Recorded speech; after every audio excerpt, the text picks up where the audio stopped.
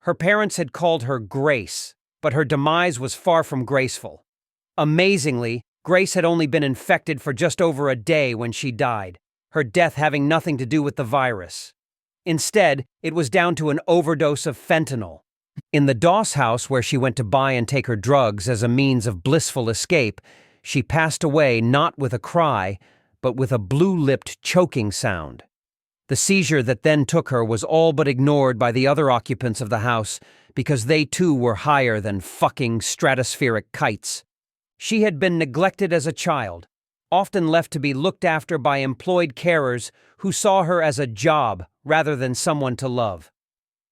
Whilst she was never physically abused, the lack of connection with her parents was palpable. It was as if she was an inconvenience, her mother tolerating her presence, her father barely ever there. Unfortunately for Grace, she also inherited an addict's genetics, her mother's consumption of alcohol, part of the reason for the distant coldness the woman showed to her daughter.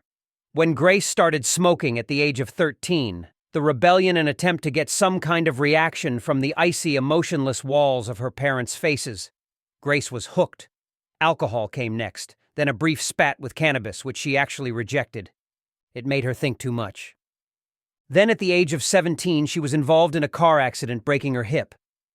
After surgery came the opiate painkillers, sending her on a long, heavy road to a dangerous addiction that would eventually kill her.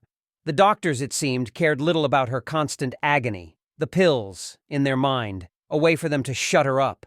Pretty and often outgoing before the accident, she descended into desperation, quickly converting from morphine-based drugs to the artificial opiate fentanyl. Before long, she was smoking it, and Grace became just another victim of a drug that was almost 100 times stronger than medical morphine.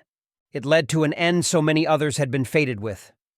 Grace opened sightless eyes, its mouth, lungs, and throat filled with vomit.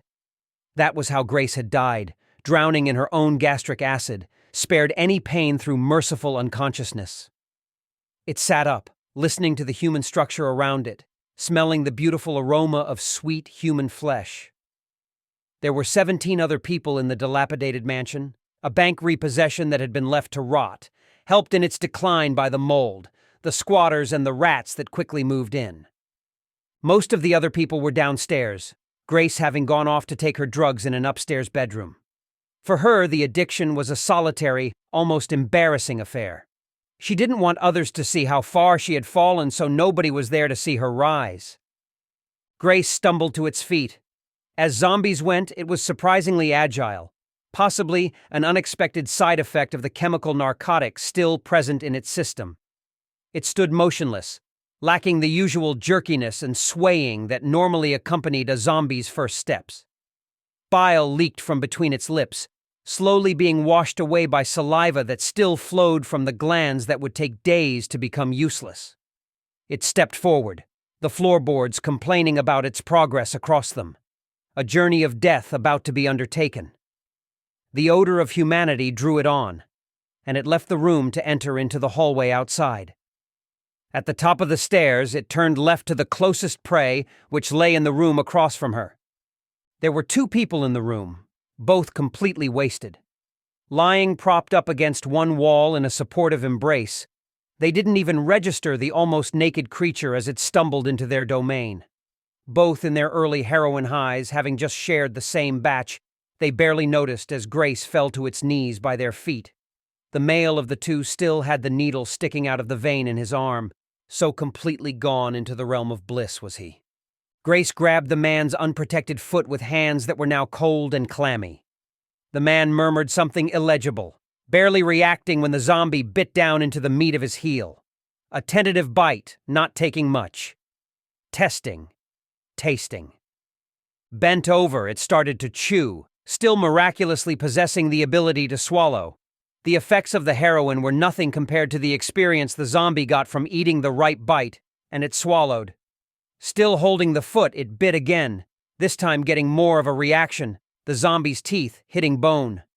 As if from some deep sleep, the man seemed to become semi-awake, and he tried to pull his foot away, the agony breaking through the analgesic wall. Grace gripped on tightly, breaking some of the smaller bones in the man's toes. That resulted in an incoherent howl that was barely heard by anyone downstairs, and the man kicked more violently, hitting the zombie in the face, sending it sprawling backwards. Still too under the influence, the man maneuvered away, more on instinct, his companion clinging to him. Grace regained her knees, and this time attacked the woman's calf. That got a violent reaction, and the resultant scream was heard by some downstairs. Unfortunately, there was nobody in the house who even cared. By the time the virus began to spread across the state, nobody cared where it came from, and nobody was left to remember a young woman who had just wanted to be loved.